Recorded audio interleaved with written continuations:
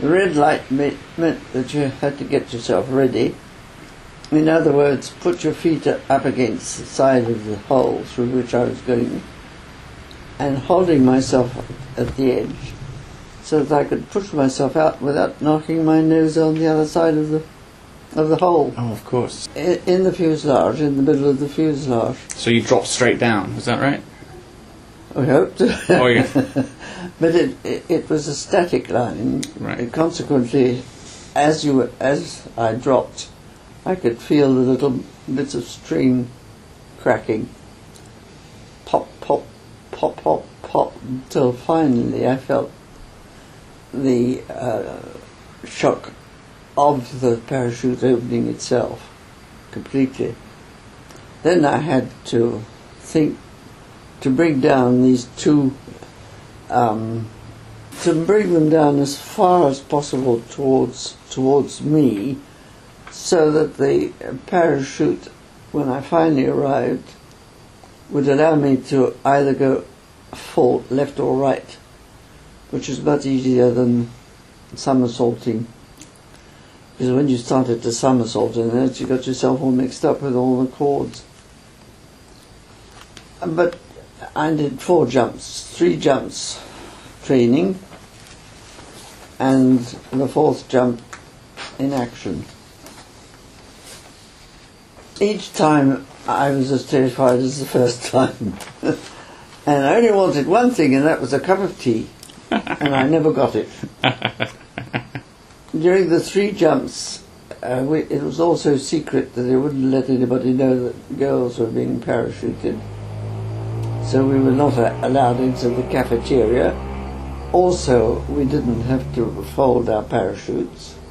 They were being looked after, and we were whisked off the ground.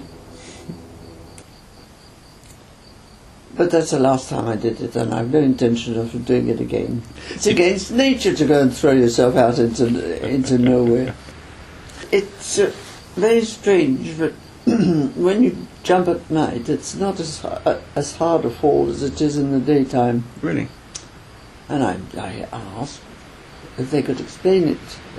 The only explanation I got then was that it was the heat of the earth, like a cushion. Really? Because it was a 6-foot fall in the daytime. It did come down with an awful bang.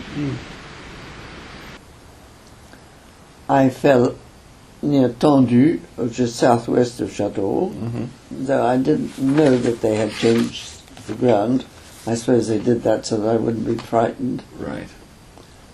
And was received by the farmer on whose ground I dropped. What was rather strange is there was a strong wind blowing, and the parachute and I were being pushed along the ground, and I was twisting my feet. I thought, well, this won't do. We had been told that if you had to get rid of your parachute, there's an arrangement on your tummy. You just turn the button, press it, and then the whole thing shoots off. I did this so that it wouldn't go any further than the bush. I could just see the bush. Yes. It was the last day of the moon. And then I turned around and thought, well, where am I? I couldn't hear a sound. I thought, I'm off the ground altogether. And I went towards what I thought was the ground, and it was water. I must have fallen quite near. So I thought, well, I can't hear anything, I better get myself organised. So near this parachute, I had this special tunic on, and my ankles were bandaged. Yes. Took all those off. I had a satchel in the back of my overalls, and a special headgear so that I wouldn't hurt my head if I banged it. Yes. And was busy doing all this when I heard a whistle. So I answered. And there Boris Southgate said, in French of course, not in English, what have you done with your... Did you see your luggage fall? Mm-hmm. I said, well, no, I'm sorry. I was too busy thinking about what I had to do. An ordinary whistle, as you would. Mm-hmm. Est-ce que tu as vu tomber tes bagages? Non. Et qu'est-ce que tu... Je m'occupais de moi-même.